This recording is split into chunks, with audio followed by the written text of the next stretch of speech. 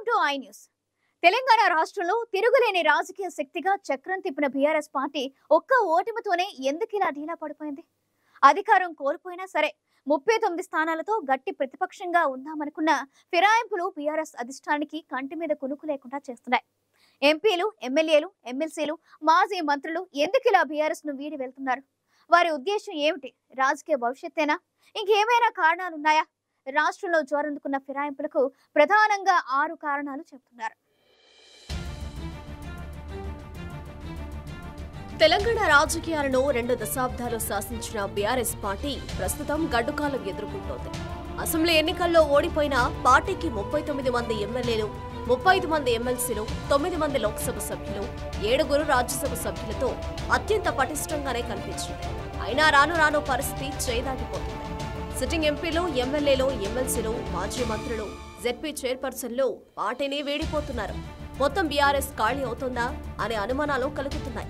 BRS లో తమకు రాజకీయ భవిష్యత్తు లేదని వారంతా కాంగ్రెస్, బీజేపీలను ఎందుకు ఎంచుకుంటున్నారు? ఇప్పటికిప్పుడు తలెత్తే పరిణామాలతో పాటు వారికి భవిష్యత్తు భయం పట్టుకుందా అనే ప్రశ్నలు ఉదయిస్తున్నాయి. పార్టీ ఫిరాయింపుకు కారణాలు విశ్లేషిస్తే ప్రధానంగా 6 కారణాలు కనిపిస్తున్నాయి. అనర్హత వేటు పడదనే నమ్మకం.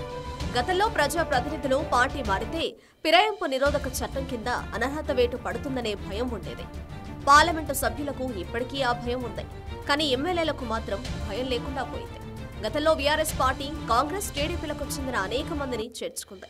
అనర్హత వేటు వేయాలని ఆయా పార్టీల నాయకులు కోరినా స్పీకర్ పట్టించుకోలేదు. 5 ఏళ్లు అలానే కాలక్షేపం చేశారు. ఇప్పుడు కూడా అదే తంతు కొనసాగే అవకాశం ఉంది. స్పీకర్ అనర్హత పిటిషన్లపై ఎలాంటి నిర్ణయం తీసుకోరనే భయమే పార్టీ ఫిరాయింపులకు ప్రధాన కారణంగా చెబుతున్నారు. అధికార పార్టీ ఎమ్మెల్యేకుండే బలం.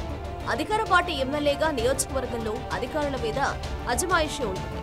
ప్రభుత్వంతో నేరుగా పనులు చేయించుకునే వెసులుబాటు ఉంటుంది. ప్రతిపక్ష ఎమ్మెల్యేగా ఉంటే పోరాటాలే తప్ప అధికారం ఉండదు. అంతేకాకుండా తాము అధికార పార్టీలోకి వెళ్లకుండా ఉంటే నియోజకవర్గంలోని తన ప్రత్యర్థి పెద్దలు నడుస్తుంది.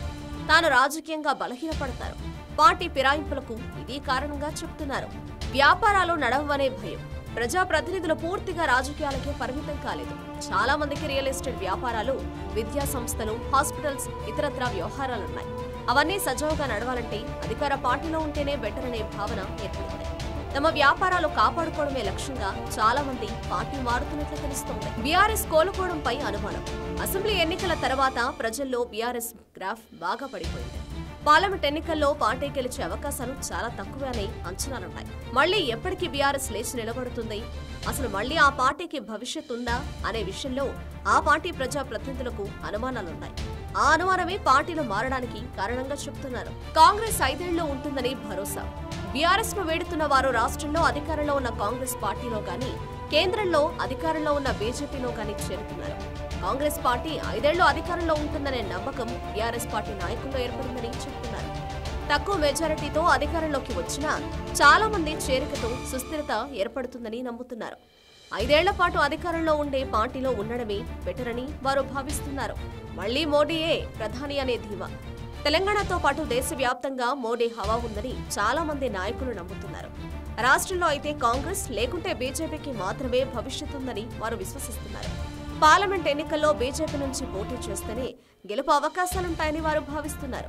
వచ్చే అసెంబ్లీ ఎన్నికల్లో కూడా కాంగ్రెస్ కు బీజేపీ మాత్రమే ప్రత్యామ్నాయం అనే భావన వారిని కమలం పార్టీలో చేరేటట్టు ప్రోత్సహిస్తున్నట్లు చెబుతున్నారు. ఈ 6 ప్రధాన కారణాల వల్లనే తెలంగాణ రాష్ట్రంలో బీఆర్ఎస్ నుంచి పెద్ద ఎత్తున ఫిరాయింపులు జరుగుతున్నట్లు తెలుస్తోంది.